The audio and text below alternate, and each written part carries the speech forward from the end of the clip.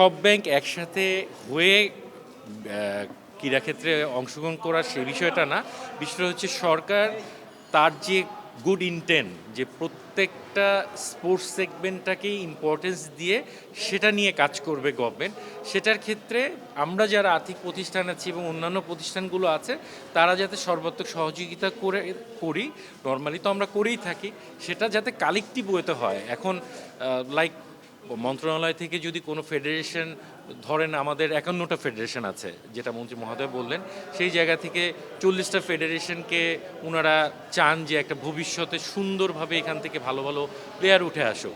So আমি হয়তো একটা প্রতিষ্ঠান হিসেবে ইন্ডিভিজুয়াল কোনো একটা সেগমেন্টে কাজ করছি, বাট ওনারা চাচ্ছেন যে এটা একটা কালেকটিভ ফরম্যাটেড ওয়েতে হোক, যে সবাই মিলে একটা পরিকল্পনা দেখ আমাদেরকে সরকার, সেই পরিকল্পনা অনুযায়ী আমরা আমাদের জায়গা থেকে যতটুকু কন্ট্রিবিউট করতে পারি সামাজিক দায়বদ্ধতার জায়গা থেকে, সেটা যাতে আমরা করতে পারি। সেক্ষেত্রে আপনাদের ব্র্যান্ডিংয়ে কোনো প্রভাব পড়তে পারে না, যেহেতু আপনাদের কালেক্টিভ এরকম কোনো ডিসকাশন আসলে হয়নি। আমি যেটা বুঝতে পেরেছি, আমার বোঝার যদি ভুল না হয়ে থাকে, আজকের মূল সভাটাই ছিল সরকার যে প্রত্যেকটা ক্রীড়াক্ষেত্রে সুন্দরভাবে একটা প্ল্যান নিয়ে, মানে সব কিছু একটা পরিকল্পিতভাবে করতে চাচ্ছে, এই ইন্টেনশনটা ওনারা আমাদেরকে জানাতে চেয়েছেন যে আমরা প্রত্যেকটা ক্রীড়াক্ষেত্রের ক্ষেত্রে বিশেষ করে পরিকল্পনা মাফিক একটা প্ল্যান নিয়ে আগাতে চাই, এবং সেই প্ল্যানের পার্ট হিসেবে আমরা আপনাদেরকেও অংশীজন হিসেবে দেখতে চাই। এতটুকুই। সেক্ষেত্রে আপনাদের কোনো রেসপন্স দিয়েছেন কিনা আজকের আমরা সবাই ভাইয়া, আমরা কিন্তু প্রত্যেকটা আর্থিক প্রতিষ্ঠানই কোনো না কোনোভাবে বাংলাদেশের ক্রীড়াক্ষেত্রে বিভিন্নভাবে ইনভলভ। মানে লাইক ধরেন কেউ দৌড়াতে যাচ্ছে দেশের হয়ে, কেউ লং টেনিস খেলতে যাচ্ছে, আমরা টাইম টু টাইম কিন্তু প্রত্যেকটা আর্থিক প্রতিষ্ঠানই তাদেরকে হেল্প করি টাইম টু টাইম।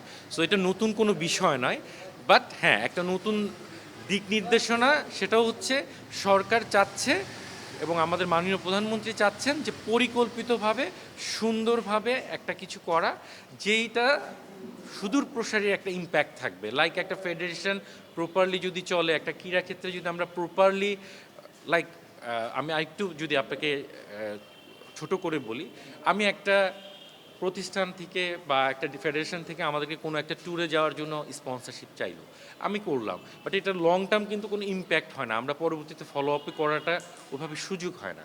সো এইটা হয়তো বা সরকার চাচ্ছে যে আমরা একটা পূর্ব পরিকল্পনা করব, সুন্দর একটা পরিকল্পনার মাধ্যমে থাকবে, এবং সেটার যাতে একটা লং টার্ম ইম্প্যাক্ট থাকে।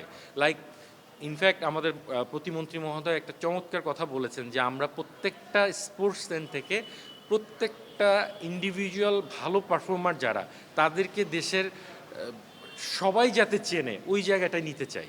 লাইক শুধুমাত্র ফুটবল ক্রিকেটই ভালো করছে, অন্য ক্রীড়াগুলোতেও কিন্তু আমরা অনেক জায়গায় খুব ভালো ফিউচার আছে। যেমন আমাদের একসময় কিন্তু হকির একটা স্বর্ণ যুগ ছিল, ভালো করছিলাম, সেটাকে আবার ফিরিয়ে আনা, আর্চারি এন্ডে আমাদের ফিউচার আছে। ওই জায়গাগুলোকে সরকার চাচ্ছে প্রপারলি অ্যাড্রেস করলে যাতে রেজাল্টটা ভালো আসে। এবং আরও কিছু বিষয় যেরকম মাঠ নেই আমাদের, সেই মাঠগুলি নিয়েও ওনারা কাজ করবেন, সেটাও ওনারা বলেছেন। সব কিছুই পজিটিভ ছিল। ক্রীড়ার ভালোর জন্য আমরা সবাই একত্রিত হয়ে একসাথে সরকারের সাথে কাজ করতে চাই, এটা নিয়ে আমাদের কারো মধ্যে কোনো দ্বিধা নেই।